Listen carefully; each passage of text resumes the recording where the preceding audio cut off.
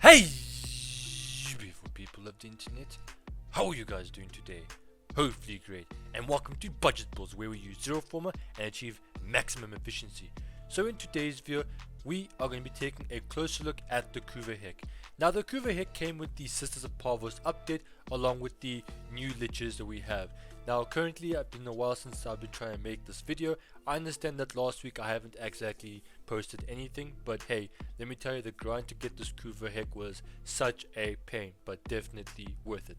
So before I continue with the video any further, guys, let's quickly talk about some merch. So I have an online merch store. We are selling caps, hoodies, t-shirts, and a whole bunch of extra stuff. If you would like to support me or the channel any further, go and buy some merch, and don't forget to tag me on my personal Instagram account at OneManArmyYigit or at OneManArmyYigit_merch, and we'll definitely do some shouts. And don't forget to Spartan click the subscribe button for more Warframe videos. Without further ado, let's get the show on the road. In my hands I have the Kuva Hek, and opposing it I have its Vako variant. Now before I start comparing stats, let's quickly go over the uniqueness of the Kuva Hek, and that is, take a look at the top right. You'll see a brief description of the weapon. It tells you about the weapon's lore and its additional ability, and basically what happens is that when firing, you'll be able to fire simultaneously out of all 4 barrels of the Kuva Hek, which technically should deal a lot more damage. According to stats, it actually does. Another thing I do want to add is that I got the Toxin variant, about 27.5%. I do know that I could go for much higher, but I do not want to grind any further. Trying to get this weapon was pretty tough for me. It took me a long time trying to get it, and some bugs did occur. But overall, I finally did get it. And every time I think of Kuva, I always think of myself RNG on top of RNG, just because, you know, there's a whole Riven system, and then now there's these weapons where I have to hope and pray that I get the right lich with the right element that's higher than way too much RNG for my brain. But anyways, one downside to the Kuva Hek is that it's only got 4 rounds in a single magazine, and it does reload a lot faster than the Vako Hek.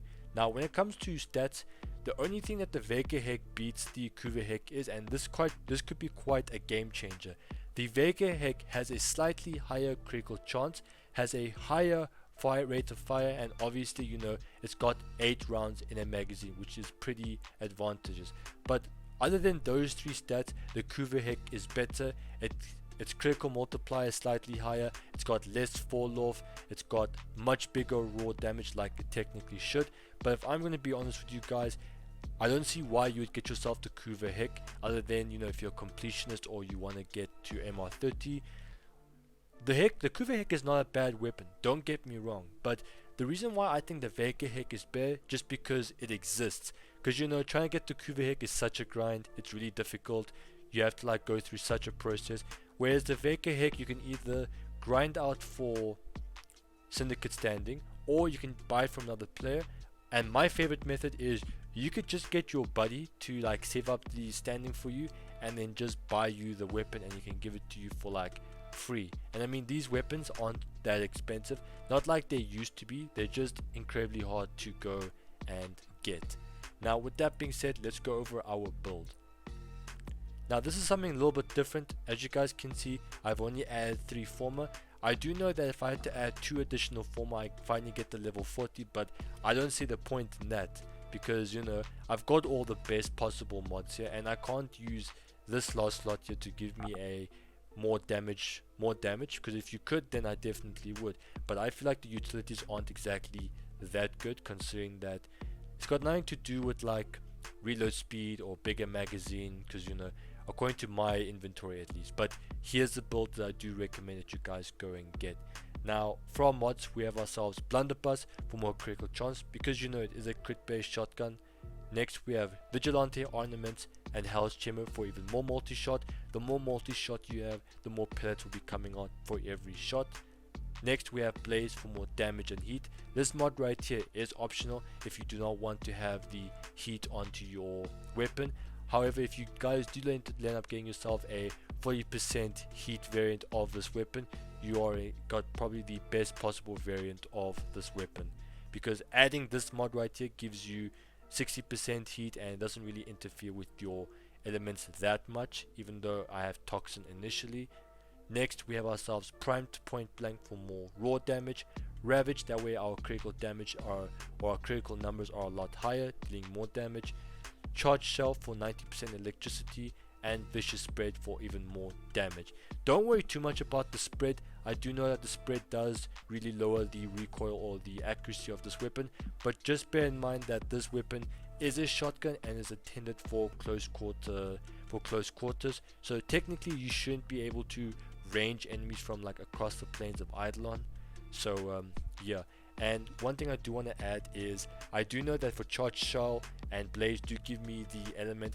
So what I recommend you guys do is whatever your recommended or your preferred element is, this slot and this slot should be, you know, reserved for your elements. Like if you want cold and toxin, or you want heat and toxin, up to you guys. But other than that, everything else is what I like to keep. And like I've said before, this is not the be all to end all build. This is just a reference to what I think you guys should be modding for. So this build right here, what happens is that you're only going to be having heat, and one disadvantage I do want to say is that the Kuva Hek's, one of the Kuva Hek's greatest strengths, it's also its greatest weakness. Because hear me out on this. Yes, having an innate primary element is great. I still think that there is a limitation to it, because you know you can't just go and swap out certain elements against certain enemies, because you guys know if you're dealing with Corpus you need to have Toxin on, or you know, gas on, so you can go through the shields. But sometimes there'll be cases where you have to go and fight armored units, and sometimes depending on the armor type you'd have to switch between corrosive and radiation. But I kind of do wish that instead of getting like primary elements on our Kuva weapons, we should actually get ourselves, you know, innate secondary ones exclusively. I know in some cases you can get those, but why would I want to have? I just think that the game will be a lot more interesting, and it'll be a lot easier to mod for making these kinds of builds, because the build I've given you now, or the general blueprint of the build, only favors in taking out heavily armored bombards, which is a pure radiation based build. And nothing wrong with radiation, in fact there's nothing wrong with any of the elements. It's just that each element is only good against a certain type of enemy. Like out of the entire Grineer, radiation is probably the worst element to use against the Grineer.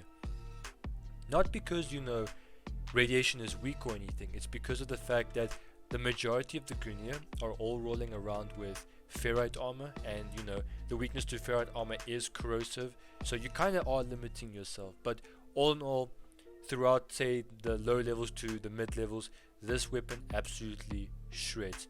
However, I do dislike the fact that it has like only 4 rounds in the magazine. I kind of was hoping that the Kuva Hek would be a much more beefier version, and in a way it is, but not entirely.